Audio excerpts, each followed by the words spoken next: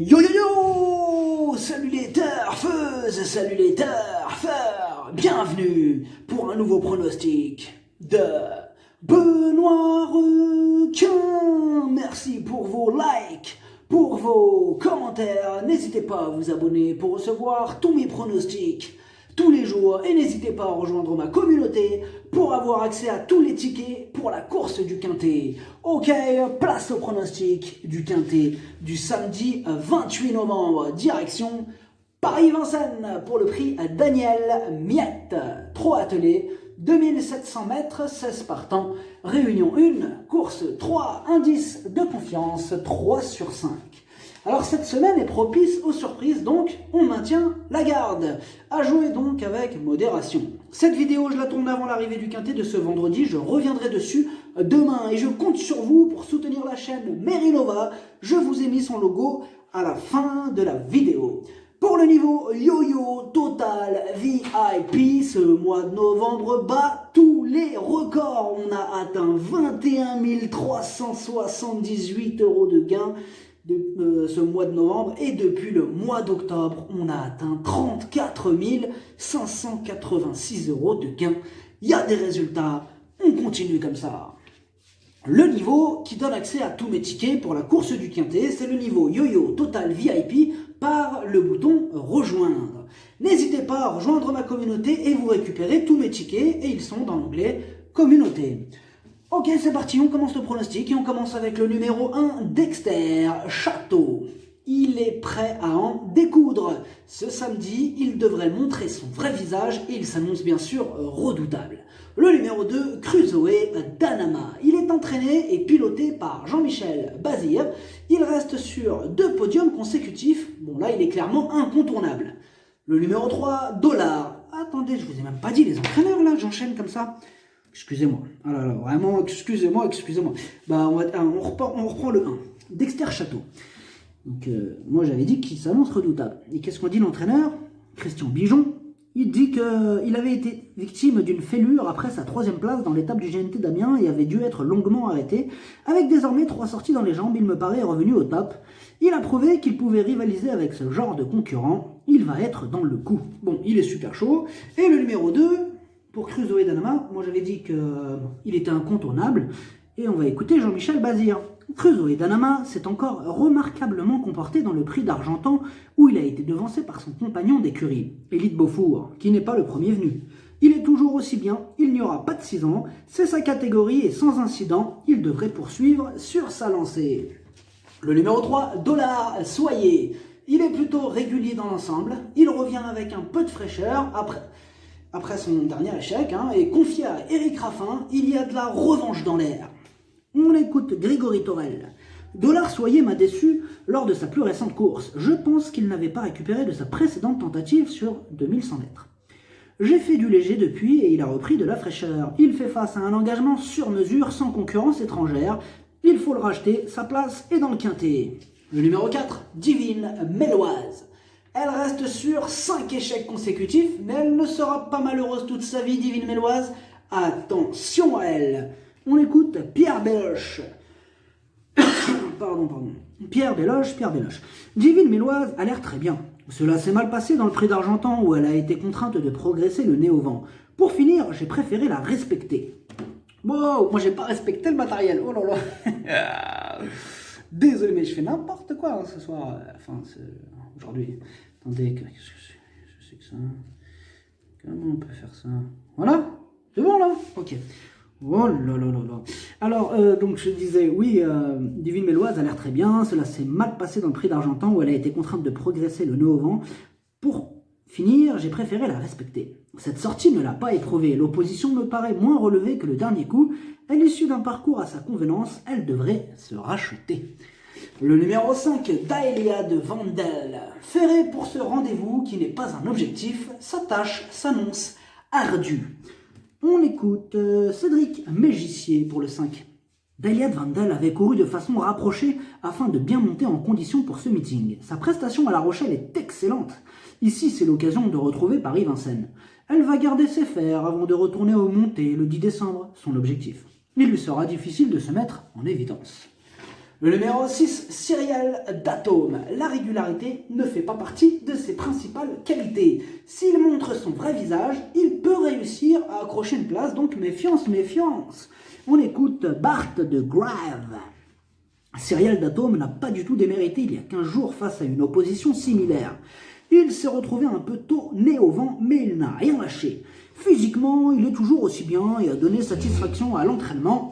Il n'a pas les 6 ans sur sa route cette fois, j'espère bien le voir à l'arrivée. Le numéro 7, Carioca de Lou. Alors côté sagesse, c'est vrai qu'il s'est beaucoup amélioré, en espérant qu'il ne retombe pas dans ses travers, coup de poker. On écoute Alexandre à Brivard. Carioca de Lou traverse une belle période de forme. Ses tentatives sous la selle lui ont été profitables et il se montre plus appliqué. Il a encore très bien couru dernièrement dans un quintet sur plus court.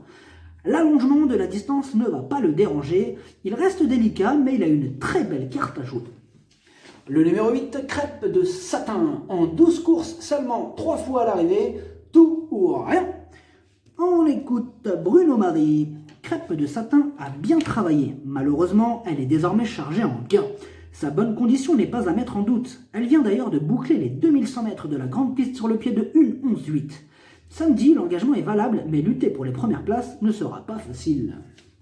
Le numéro 9, Duel du Gers. Il a été préparé spécialement pour cette course. Pieds nus, pour l'occasion, il a une belle carte à jouer. On écoute Mathieu Abrivard. Duel du Gers a eu le droit à un séjour à la mer après ses excellentes performances dans le Trophée Vert. Ces 2 courses de remise en jambe étaient bonnes, d'autant qu'il était muni de fer lourd. Je l'ai préparé pour cet objectif de longue date. Il va se plaire sur la piste de Vincennes. Il détient une première chance.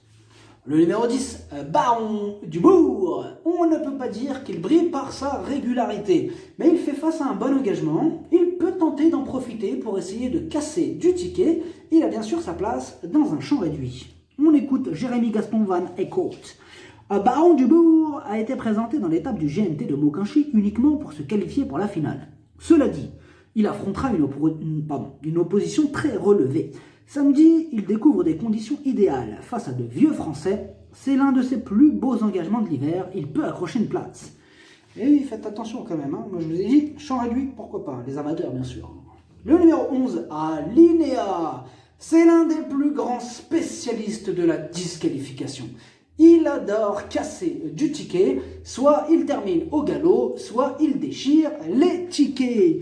Alinea. Ah ouais.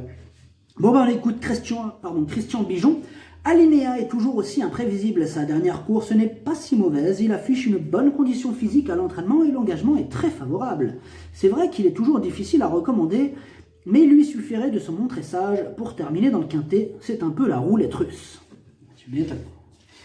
Roulette russe. Hein. Le numéro 12, Brillant Madric. Il est régulier ces derniers temps, il est en forme, il enchaîne les victoires et sans incident, sa place est à l'arrivée. On écoute Alexandre à Brivard. Brillant Madric s'est imposé plaisamment en dernier lieu sur les 2100 mètres. Samedi, il bénéficie d'un engagement sur mesure. Il faudra juste faire attention dans les premiers mètres, car il est un peu moins à l'aise à ce poteau de départ. Je drivais Crusoe d'Anama dernièrement, Brillant Madric peut le battre. 3 petits points.